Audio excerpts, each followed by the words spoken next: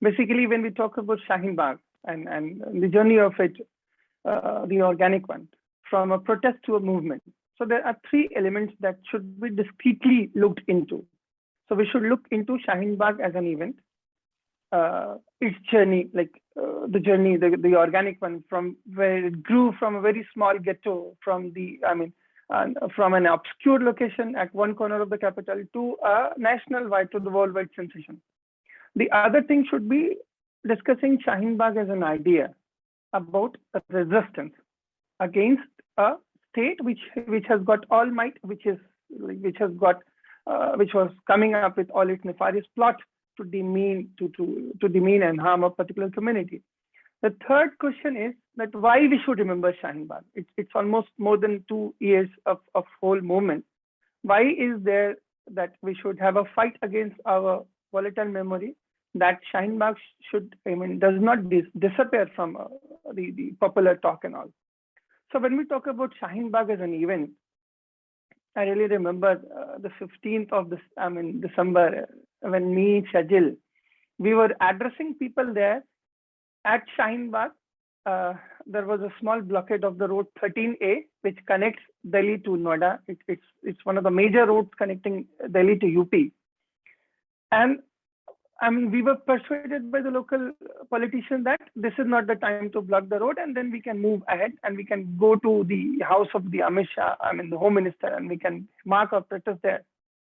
So having witnessed what all unfolded at Jamia on 13th of December, one thing was very sure, that no organ of the state, be it legislative, be it judiciary, or be it executive, is listening to our concern.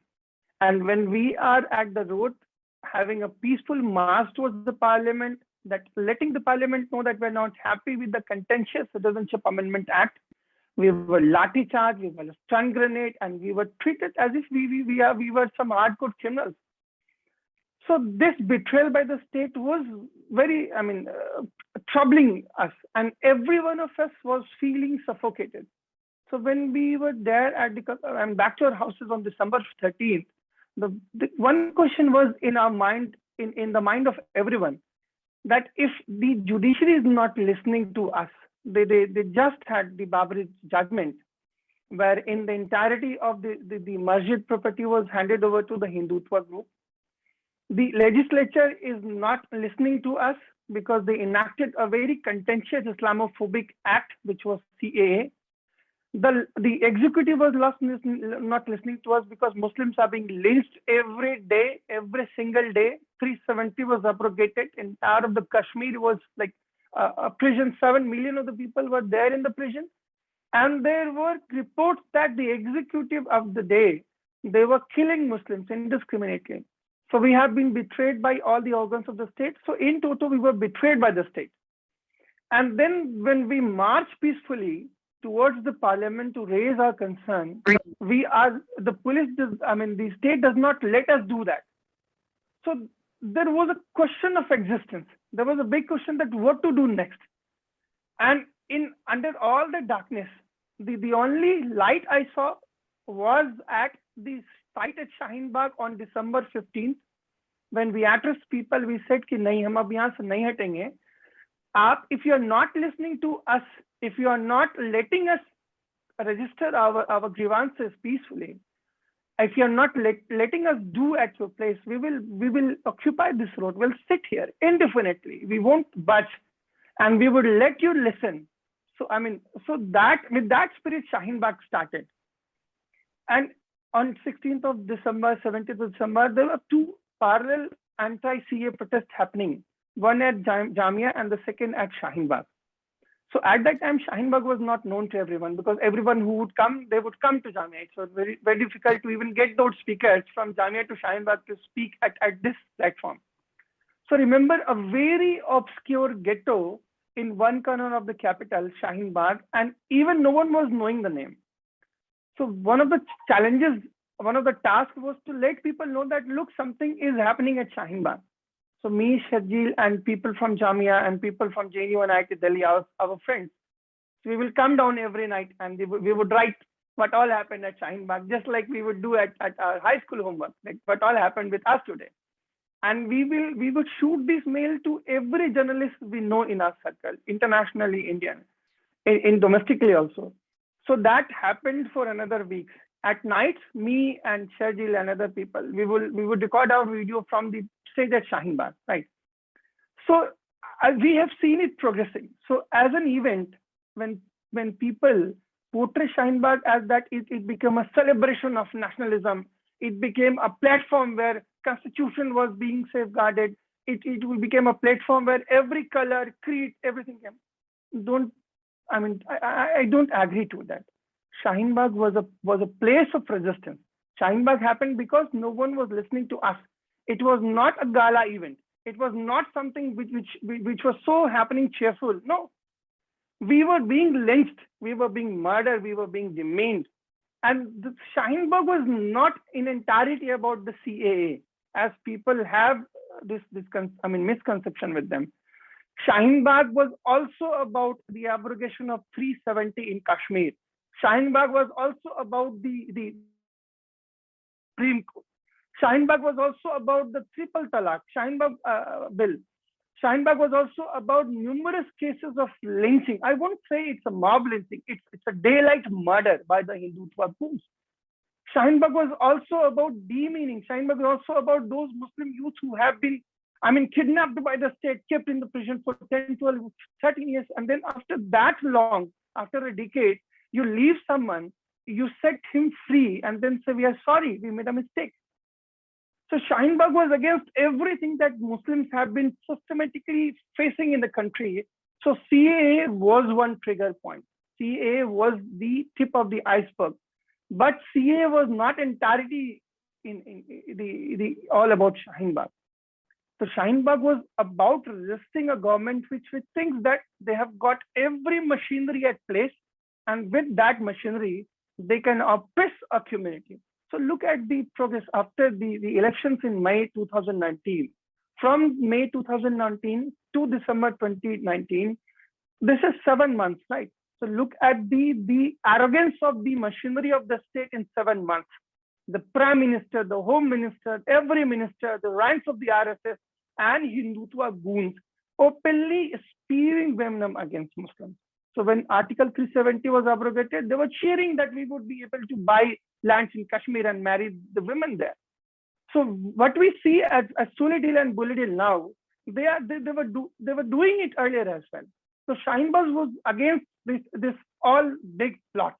So when you remember Shaheen Bagh as an event, always remember Shaheen Bagh was one stage that stood up against the tyranny of the state, that stood up against all the injustice of the state.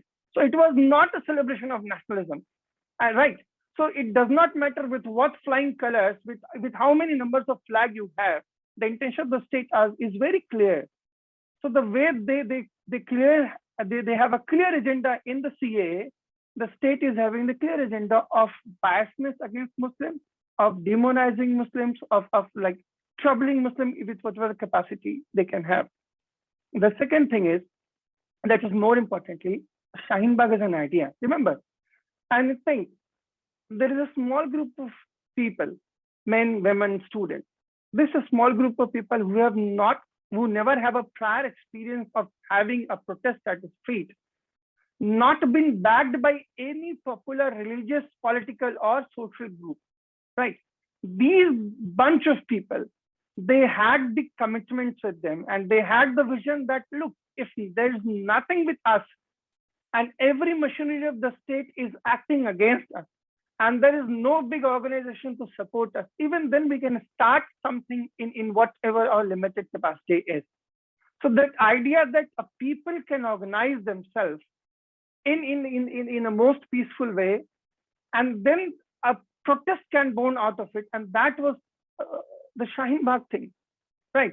So we have seen numerous protests, numerous movement in colleges, campuses, like AMU, like Jamia, like there was a big movement in Osmani University related to formation of Telangana.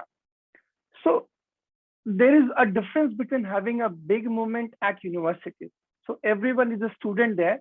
They are all attached to one institution. But when we talk about a Muslim ghetto, you have every kind of people here.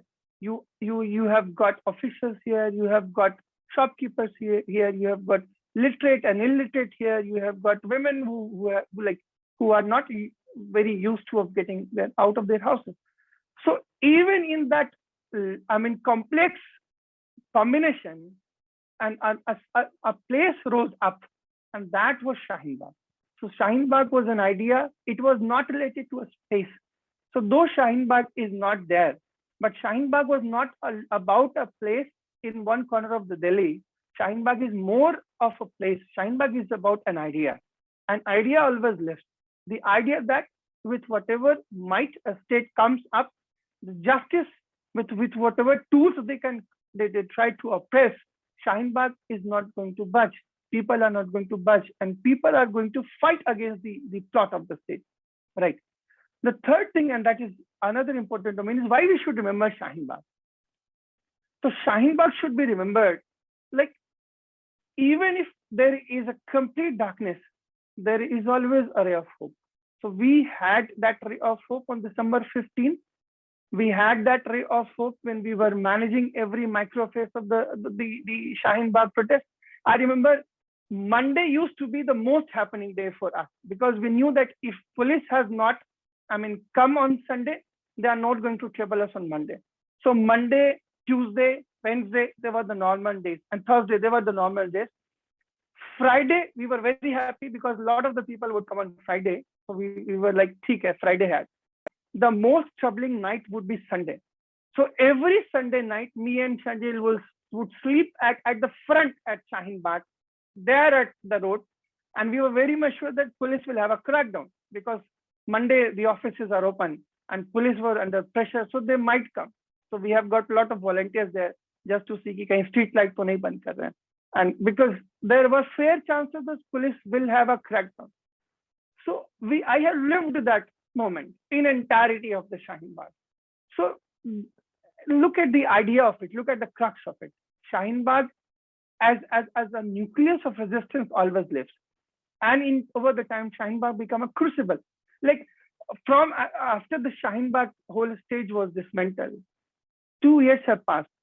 I have not got a single opportunity where people from across the strata could sit.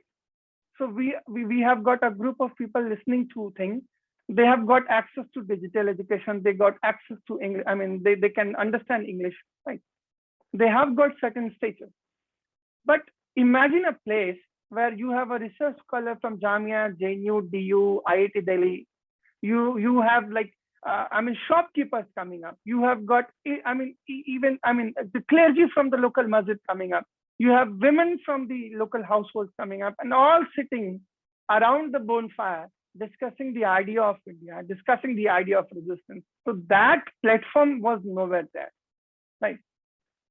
There are 2-3 things related to Shaheen Bagh that one should ask. We should also ponder that. We say Shaheen Bagh was a big moment, right? It was indeed a big moment, but we always fail to identify few people out of it.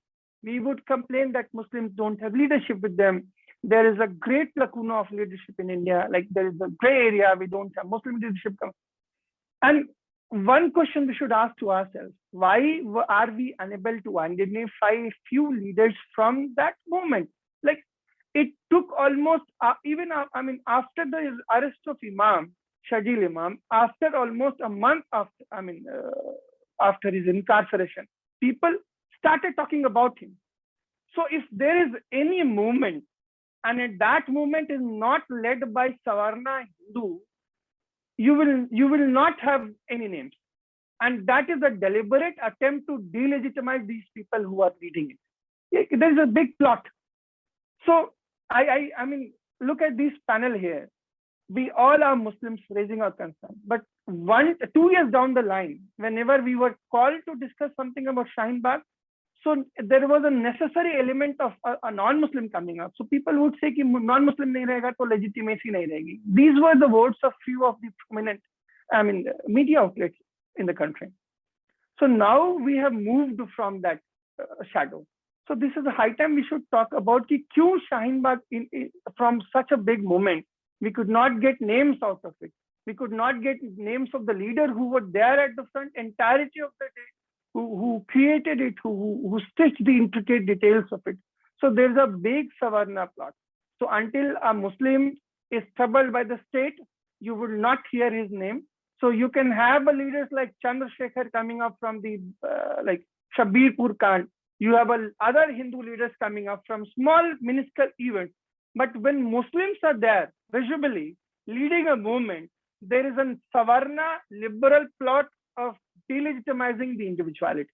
So that we should not do. We should remember everyone. We should remember Safura. We should remember Asif. We should remember dozen other people who were there at Jamia protest site 24/7. You should remember a lot of people who were there at Shaheen Bagh managing its micro affairs. So that we should always remember. Thank you.